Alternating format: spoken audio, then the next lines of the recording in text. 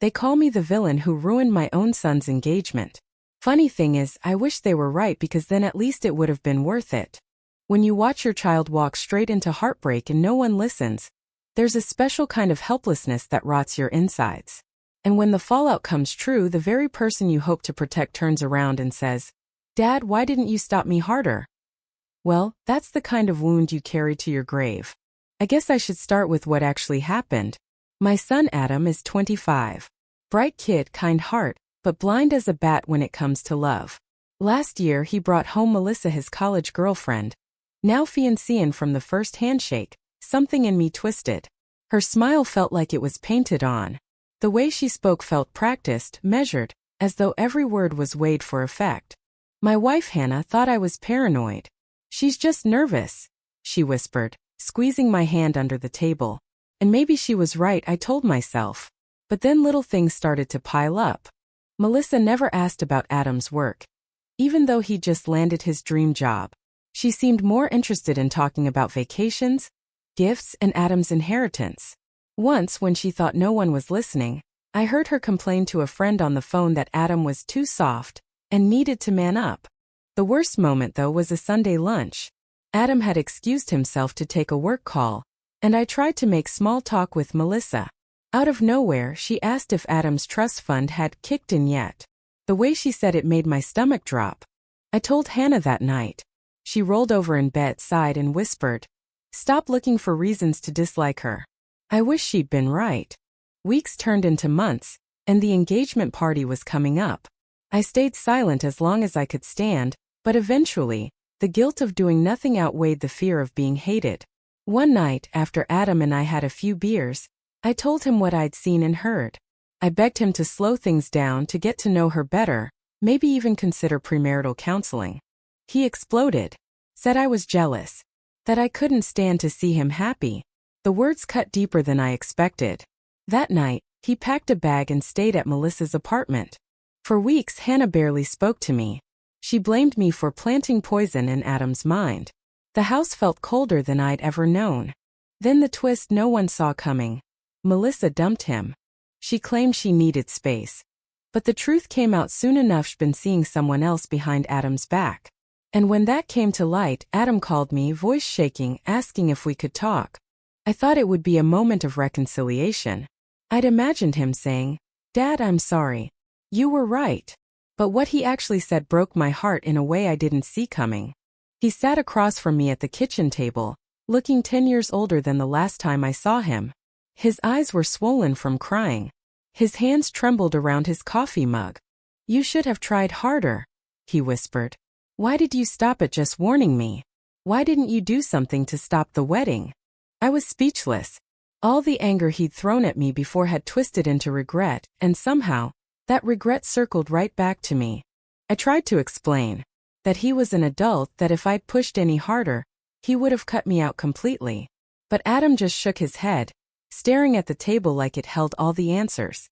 The real punch came from Hannah afterward. When Adam left, she closed the door softly, turned to me and said, "Are you happy now? You ruined his faith in love. You cursed this relationship from the start."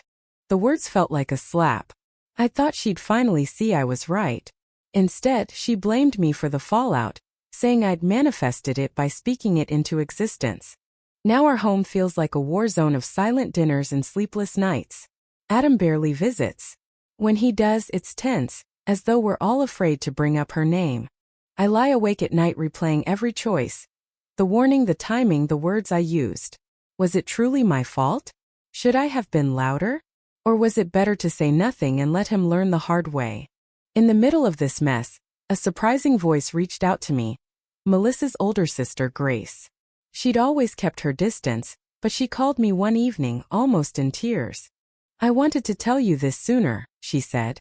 "But I didn't know how. Melissa, she always dated guys for their money. You weren't wrong to worry." Felt like vindication, but it tasted like ashes. Because even if I was right, it didn't heal the damage. Adam still hurts. My marriage still feels cracked. And no amount of "I told you so" can fix that. Now I sit here asking strangers on the internet, am I really the asshole for warning my son? Or am I the asshole for not doing enough when he ignored me? All I wanted was to protect him. But somewhere along the way I lost him, and maybe I lost my wife too. And that's only the start. I wish I could tell you that after Grace's call, everything finally made sense and my family stitched itself back together.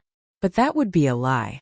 Truth is, her words opened an old wound instead of healing it. For days after that call, I wrestled with whether to tell Adam.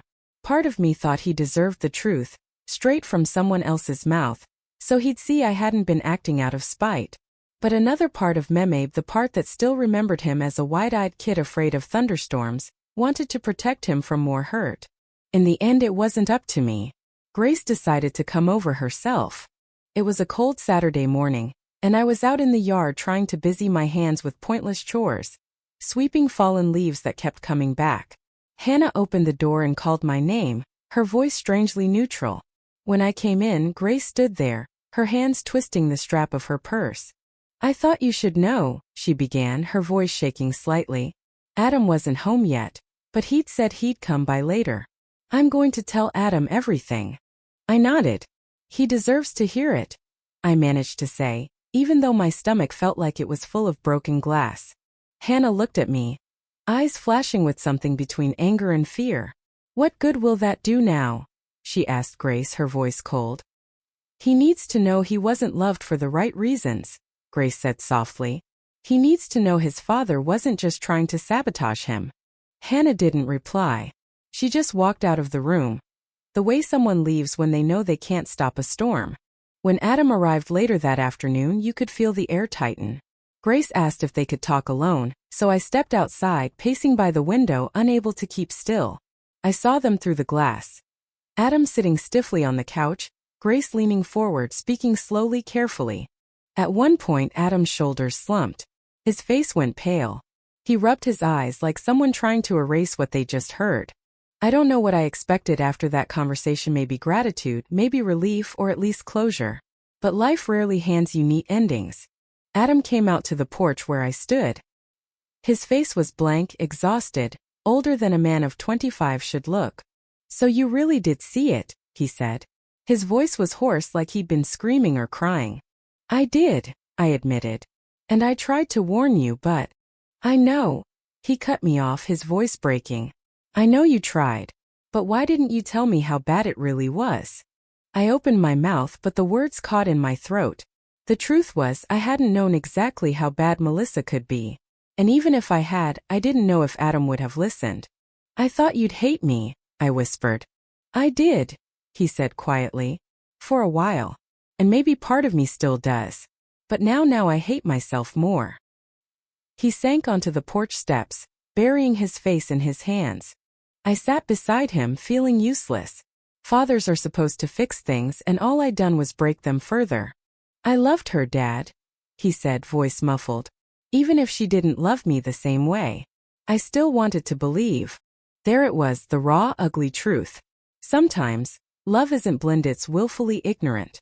And Adam had chosen that ignorance because the alternative was too painful to face. For a few seconds, neither of us spoke. The only sound was the rustling of leaves in the yard and the far-off bark of a neighbor's dog. Then Adam asked the question that haunted me the most. "What do I do now?" I wish I'd had an answer. All I could offer was honesty. "You survive," I said softly. "And eventually you learn from it." That night, Hannah barely spoke to me. When I finally asked what she was thinking, she turned to me with tears brimming in her eyes. "You broke something in him," she whispered. "He'll never love so openly again. And maybe that's worse than being hurt." Her words cut deep because they weren't completely wrong. I'd wanted to protect Adam, but in doing so, maybe I'd taught him to doubt love itself. The days that followed felt like moving through fog. Adam stayed away, needing space. Hannah moved around the house like a ghost present, but unreachable. Then unexpectedly came another twist. Adam's childhood best friend, Jake, showed up at our door. I hadn't seen Jake in months, maybe longer. He'd moved to another city after college, but they'd kept in touch sporadically. Jake stood there, taller, broader, wearing a look that was equal parts concern and frustration. "I heard what happened," he said after we exchanged awkward greetings. "I'm here to take him out for a few days. Clear his head." First I hesitated. But then I saw the determination in Jake's eyes, the kind of loyalty that doesn't vanish just because life got messy. Do it, I said. He needs someone who isn't me right now. Jake found Adam at his apartment and convinced him to go on a short trip, just 2 friends, no family, no reminders. Before they left, Adam stopped by the house to grab a few things. We had one of those quiet, heavy conversations where every word matters. I don't know when I'll feel normal again, he admitted. You might not, I told him honestly. But one day, it'll stop hurting this much. He nodded and for the first time in months hugged me. It was brief, but it felt like the first crack of sunlight after a long storm. While Adam was gone, Hannah and I finally had it out. One night, after days of silence, I found her in the kitchen staring into her tea. I can't keep doing this, I said quietly. Living like we're strangers. She looked up, eyes tired and red. Then what do you want me to say? That you were right? That I should have listened? I don't need that, I said. I need us to stop blaming each other and remember why we're here. She let out a shaky breath. I'm so angry, she whispered. Not just at you. At myself. At her. At everything. I know, I said. So am I. For the first time in what felt like forever, we talked honestly. About fear. About love. About the guilt that eats at you when you try to protect someone and still watch them break. At one point, she admitted something that nearly broke me. I kept telling myself you were wrong because I couldn't face the idea that our son would choose someone like that, she said softly. If you were right, it meant I'd failed too. I reached for her hand and for once she didn't pull away. It wasn't a perfect reconciliation, but it was something. A few days later, Adam came back. He looked different, not healed, but steadier. Like someone who'd looked into the abyss and decided to step back instead of falling in. He sat us down and spoke carefully, like someone choosing words he'd rehearsed. I don't know how to move on yet, he said. But I know I don't want to be stuck in anger forever. Dad, you did what you thought was right. Mom, I know you were trying to keep the peace. I love you both. But I need you to let me figure the rest out myself. Hearing that felt like both a relief and a burden. Because it meant the next steps weren't ours to take, they were his. In the days that followed, Adam went back to work. He saw a therapist. Slowly, painfully, he began building a life beyond Melissa. As for me and Hannah, we kept talking, sometimes quietly over coffee, sometimes in heated arguments that left us both drained. But we were talking, and that mattered. One night, Adam surprised me by asking if I wanted to come with him to see his therapist. I think it might help, he said. If you're willing. I agreed, though my stomach twisted with nerves. Sitting in that small, warm office, I finally admitted things I hadn't even said out loud to myself. The guilt, the fear of losing him, the deep, gnawing worry that maybe I'd cursed him by saying anything at all. The therapist listened, calm and steady, then gently asked Adam how he felt hearing all that. I wish I'd listened, Adam said, voice raw. But I also wish I'd been strong enough to see it on my own. It wasn't an apology. It wasn't forgiveness. But it was honest. And that honesty was worth more than 1,000 I'm sorry's. Afterward, we went for coffee, just the two of us. Adam looked out the window at the city lights and said something that will stay with me forever. I don't know if I'll ever love that blindly again, he said. But maybe that's not a bad thing. I nodded. Maybe it just means you'll love smarter. We both smiled, a small, tired smile, but real. And in that moment I realized something. Being a father isn't about keeping your child from every mistake. It's about being there when the mistakes break them and helping them find the pieces to start again. That's where we are now. Not healed, not perfect, but trying. Life, it turns out, doesn't pause so you can finish healing. Just when Adam seemed to find his balance, reality threw us all off course again. About a month after that session with the therapist, I came home late from work to find Adam sitting on the front steps, staring at his phone with a look I hadn't seen in months. Fear mixed with disbelief. She texted me, he said before I even opened my mouth. Melissa. I felt my heart sink. It wasn't anger I felt first, it was dread. Like watching a man finally crawl out of a hole, only to see the ground crack beneath him again. What did she say? I asked carefully. Adam hesitated, then handed me his phone. Hey, I know I hurt you. I'm sorry. Can we meet to talk? It was short, polite, almost casual if you ignored the weight behind every word. "What do you want to do?" I asked, forcing my voice to stay calm. "I don't know," he whispered. "Part of me wants to ignore her. But part of me I just want to hear why." And there it was, the oldest human instinct. Needing answers from the person who broke you. I didn't give him advice this time. I'd learned something in these months. Adam didn't need a shield anymore. He needed space to choose, even if it scared me. That night I told Hannah. Her reaction surprised me. "I think he should meet her," she said, almost reluctantly. "Not to get back together but to get closure." I wanted to argue. Every protective part of me was screaming to keep her away from him. But I kept my mouth shut. Because love, I was finally understanding, doesn't always look like stopping someone. Sometimes it looks like standing behind them, ready to catch them if they fall again. Adam agreed to meet her at a quiet coffee shop the next evening. He insisted on going alone. All day I felt like I had a stone in my chest, heavy and cold. I kept checking my phone, waiting for a call that didn't come. When he finally walked back through the door that night, I couldn't read his expression. "How did it go?" I asked. He sat down heavily on the couch, exhaling like he'd been holding his breath the whole time. "She apologized," he said flatly. "Said she'd messed up, that she'd been scared of how much I loved her, that she was with someone else because it felt safer." "That's a lot," I said carefully. Adam nodded. "Then she said she misses me. And if I still love her, maybe we could try again." The words hit me like a slap, even though they weren't aimed at me. "And what did you say?" I asked, barely breathing. He looked at me, his eyes clear in a way I hadn't seen before. "I told her no." Took me a second to process. "You did?" "I did," he confirmed.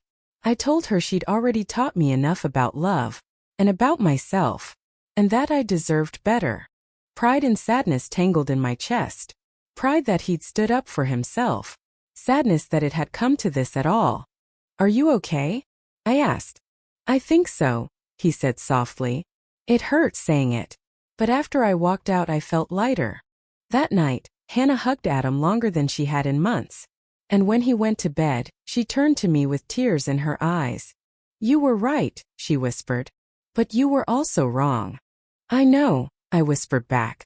"And so were you." We didn't need to say more.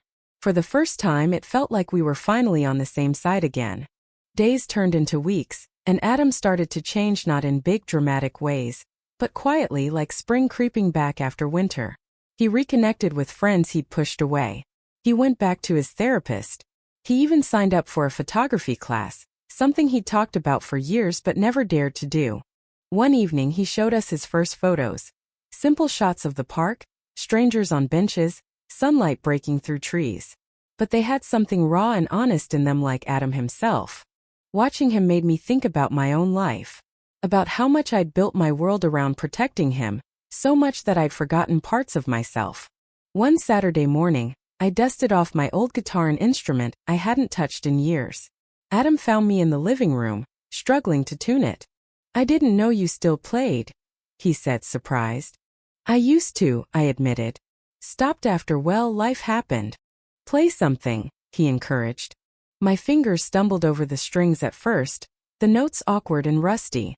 But as the song slowly came together, Adam closed his eyes, listening. When I finished, he smiled. "You should keep playing," he said. And so I did. Another unexpected moment came from Grace. She invited Adam to dinner, just the two of them. I worried at first, but Adam came back from that dinner different. Calmer, like a piece of the puzzle had clicked into place. "What did she say?" I asked later. "She told me Melissa always envied people who could love without fear," Adam said quietly. "She said she hoped I wouldn't stop loving, even if it hurt sometimes." "That's good advice," I said. Adam nodded. "I think I'm ready to try. Someday." Months passed. Adam met someone, Newa girl named Lily. They met at the photography class, of all places. Lily wasn't flashy or dramatic. She had a gentle smile and asked Adam about his day. Really listened. When he first brought her home, my heart clenched with old fears. But Lily disarmed us with her honesty. She didn't hide that she knew Adam had been through something painful. And she didn't try to replace what was lost. One night, Adam and I sat on the porch again like we had months before. "Do you still think about Melissa?" I asked. "Sometimes," he admitted. "But not the same way. More like a scar than an open wound." "And Lily?" I asked carefully. "She makes me feel safe," he said. "And seen." I smiled. "That's worth more than anything." Then came a moment I didn't expect. Adam turned to me, eyes soft but serious. "Dad, thank you," he said. "For warning me. For being there, even when I didn't want you to be." "You don't have to thank me," I said, my voice catching. "I do," he insisted. "Because I know now you did it out of love, even if it hurt." That night, alone with my thoughts, I finally let go of the guilt I'd carried so long. And Hannah? Our marriage slowly thawed. We started going for evening walks, talking about small things at first. Neighbors, the weather, old memories. But eventually, the deeper conversations came back too. One evening, she said something that stayed with me. "You know," she began, "we were so busy trying to keep Adam from pain, we forgot he had to feel it to grow." "I know," I said softly. "But maybe we grew too." "We did. Because love doesn't mean never hurting. It means hurting together and coming out the other side, changed but still holding on." As for Adam, he and Lily didn't rush things. They took it slow. And when he finally introduced her as his girlfriend, not fiancée, just girlfriend, it felt right. One day, Lily stayed for dinner. Afterward, she helped clear the table, laughing softly at something Adam whispered. Watching them, I realized something that caught me by surprise. I wasn't afraid anymore. Not afraid of Adam being hurt again. Not afraid of him moving on. Because I'd finally understood. My job was never to stop his heart from breaking. My job was to teach him it could heal. And so, here we are. Still imperfect. Still learning. But closer than we've been in years. Sometimes, late at night, I still wonder what would have happened if I'd stayed silent. If Adam had married Melissa. If the truth had come out years later, when the stakes were even higher. I'll never know. And maybe that's okay. What I do know is this. Love isn't about preventing every fall. It's about being there every time to help each other stand back up. And as long as we keep doing that, we'll be okay. Time has a way of softening even the hardest memories, like waves wearing down jagged rocks. Months rolled into a year, and the story that had once consumed every conversation in our house slowly became just a chapter in our family's past. But it never truly disappeared. Some wounds leave scars you don't always see until something brushes against them. It happened one late autumn evening. Hannah and I were out walking after dinner, crunching leaves under our shoes. The air smelled like wood smoke and distant rain. Out of nowhere, she asked, "Do you ever think about Melissa now?" The question startled Minute because it hadn't crossed my mind, but because it had been so long since either of us had said her name out loud. "Sometimes," I admitted. "Mostly when I see how different Adam is now." "Different how?" she asked. "Stronger," I said, "but also softer. Like he stopped trying to prove something and just started being himself." She nodded thoughtfully. "I think losing Melissa broke something in him, but it also let something new grow." We walked in silence for a while. Then Hannah took my hand, something we hadn't done in years without thinking about it. "I blamed you because it was easier than blaming life," she confessed. "But deep down, I think part of me knew you saw something I didn't want to see." "It hurt to be blamed," I admitted quietly. "But it hurt more to see him hurting." She squeezed my hand. "And it hurt me to watch you both pull away from me and from each other." In that quiet moment, I realized forgiveness isn't always about the person who hurt you. Sometimes it's about forgiving yourself for what you couldn't control. As winter settled in, Adam and Lily grew closer. They didn't talk about marriage, and I could tell Adam was careful not to repeat past mistakes. But Lily fit into our lives effortlessly, like a missing puzzle piece we didn't know we needed. One evening, Adam came home with a small framed photo. It was a candid shot of Hannah and me from behind, walking hand in hand under the autumn trees. "I took this a few weeks ago," he said softly. "I wanted you to have it." Hannah's eyes filled with tears as she traced the outline of the two figures. "It's beautiful," she whispered. "It's you," Adam said. "The two people who taught me what love can survive." Those words stayed with me long after he'd gone upstairs. Then came the unexpected twist that brought our past roaring back. Melissa reached out again. Not to Adam this time but to me. She sent me a short, hesitant email. I know I don't have the right to ask, but could we meet? Just once? My first instinct was to delete it. I owed her nothing, and part of me felt protective anger rising all over again. But curiosity, and something softer, maybe even compassion, stopped my finger. I showed the email to Hannah that night. What do you think she wants? She asked. I don't know, I admitted. But maybe it's not about what she wants. Maybe it's about what I need to say. Then meet her, Hannah said. Just promise me one thing. Don't do it out of guilt. Do it because you choose to. So I replied, okay. Tomorrow evening if you'd like. We met at a small cafe downtown, quiet and half empty. Melissa looked older, wearier somehow, but there was still a shadow of the girl who'd once been part of our family. Thank you for coming, she said, voice small. I wasn't sure I would, I admitted. Why did you want to see me? She looked down, twisting her coffee cup between her palms. I wanted to apologize, she said finally. Not just to Adam but to you. And to your wife. Why now? I asked. Because I've had a year to see what I did, she said. And I realize how much pain I caused. Not just him but all of you. I waited, unsure what to say. I was selfish, she continued. I thought love meant never feeling afraid. When Adam loved me so openly, it terrified me. So I ran to someone who made me feel safe, because he didn't really know me. And did that make you happy? I asked quietly. For a while, she admitted. But not really. Because I realized it wasn't real love it was hiding. I studied her face, searching for anger. But what I felt was something unexpected. Sadness, for the lost girl she'd been. I blamed you too, she confessed suddenly. Adam said you warned him. Back then it made me furious. Now I think you saw the truth before I did. I took a deep breath. I didn't want to hate you, Melissa. I wanted you to be good for him. But love that's built on hiding never lasts. She nodded, tears in her eyes. I'm glad he moved on, she whispered. And I'm glad you all did too. When we stood to leave, she paused. Thank you for loving him enough to risk him hating you, she said. I watched her walk away, and for the first time I didn't feel bitterness. Just closure. That night I told Adam about the meeting. You met her? He asked, surprised but not angry. I did, I said. She wanted to apologize. Adam nodded slowly. I'm glad she did. And I'm glad you went. You're not upset? I asked. No, he said quietly. Because it doesn't change who I am now. Or who she is. I smiled. I think you're right. Spring came again and with it quiet joys. Adam and Lily traveled together, sent us photos from mountain trails and seaside towns. One evening as we sat on the porch, Adam turned to me. I've been thinking about asking Lily to move in, he said cautiously. Are you sure?